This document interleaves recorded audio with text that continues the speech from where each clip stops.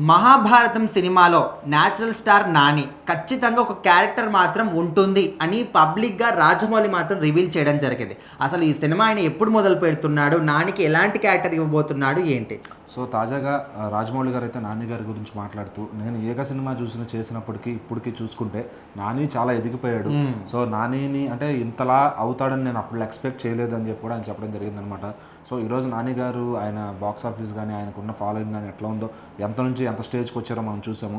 So మరి ఇప్పుడు రాజమౌళి గారు ఎప్పుడో చెప్తూ ఉంటారు ఆయన డ్రీమ్ ప్రాజెక్ట్ మహాభారతం అని చెప్పి, దాన్ని సినిమాటిక్గా తీయాలని చెప్పి.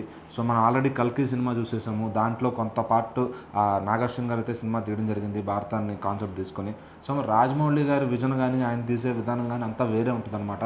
సో ఆయన ఎప్పుడో చెప్పారు, నాకు ఇప్పుడున్న గ్రాఫిక్స్ ఇప్పుడున్న విఎఫ్ఎక్స్ సరిపోదండి, నాకు చాలా హై క్వాలిటీ అనేది కావాల్సి వస్తుంది.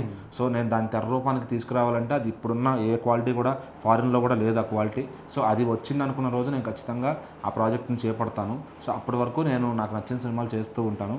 బట్ మహాభారతం అనేది నా లాస్ట్ సినిమా అవుతుంది. సో అది చేసేసి నేను ఇంకా సినిమాలకి చెక్ పెట్టేస్తానని చెప్పి ఆయన చెప్పడం జరిగింది అనమాట. సో మరి మహాభారతం ఎప్పుడు వస్తుందో, ఆయన ఎప్పుడు తీస్తారా, అది తెర రూపంగా ఈ జనరేషన్కి నెక్స్ట్ జనరేషన్కి ఎట్లా చూపించాలా అని చెప్పి అందరూ కూడా ఆడియన్స్ వెయిట్ చేస్తున్నారు. సో మరి రాజమౌళి గారు అయితే ఖచ్చితంగా నానికైతే అందులో ఛాన్స్ ఉంటుంది అని అయితే హింట్ ఇచ్చేశారు. సో ఇప్పటికే ఎన్టీఆర్ గారు, రామ్ చరణ్ గారు అందులో ఉంటారని తెలుస్తుంది.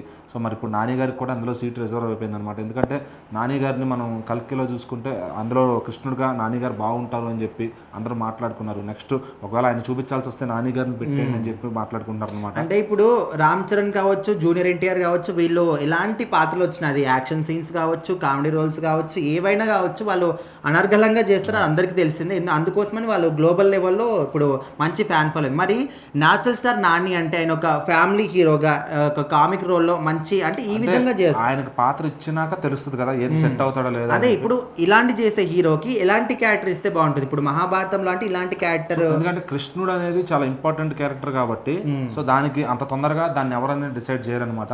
ఎందుకంటే ఇప్పుడు మన మహేష్ బాబు గారి ఫ్యాన్స్ చూసుకుంటే కృష్ణుడుగా ఆయన సరిపోతాడు, ఆయన పెట్టడం చాలా మంది కోరుకుంటారు. సో అట్లా ఇప్పుడు నాని గారు ఏంటంటే ఆయనకున్న బాడీ లాంగ్వేజ్, ఆయనకున్న కలర్ ప్లస్ అవుతుంది అనమాట. సో అక్కడ కృష్ణుడుగా ఆయన సరిపోతాడు అని చెప్పి కూడా వాళ్ళు భావిస్తున్నారు. సో ఇక్కడ ఏంటంటే రాజమౌళి గారి విజన్లో ఎవరు ఉన్నారు అనేది చాలా important.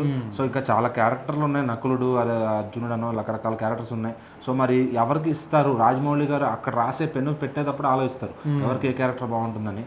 So as of no మనం చూసుకుంటే అటు కర్ణుడిగా ప్రభాస్ గారు ఉంటారని ఆల్మోస్ట్ అందరూ కన్ఫర్మ్ చేసుకుంటున్నారు.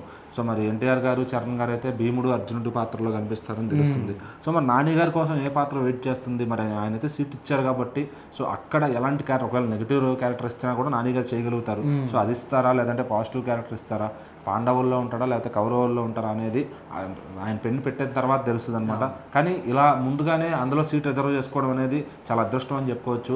సో మరి టైర్ 1 హీరోలతో సమానంగా నాని గారిని కూడా అక్కడ పెట్టారు అంటే మరి నాని గారు ఏ స్థాయిలో ఎదిగారో, ఆయన ఎదుగుదలని రాజమౌళి గారు ఏ స్థాయిలో అర్థం చేసుకున్నారో మనం అర్థం చేసుకోవచ్చు. సో మరి నాని గారికి కూడా మంచి క్యారెక్టర్ పడి ఆయన కూడా పాన్ వరల్డ్లో రాజమౌళి గారు సృష్టించబోయే మహాభారతంలో ఉంటారని మనం ఆశిద్దాము. సో మరి అది రాజమౌళి గారు ఒప్పుకున్నారు కాబట్టి సో చూద్దాం నాని గారికి ఆ లక్కీ ఛాన్స్ ఎప్పుడు తడుతుందని.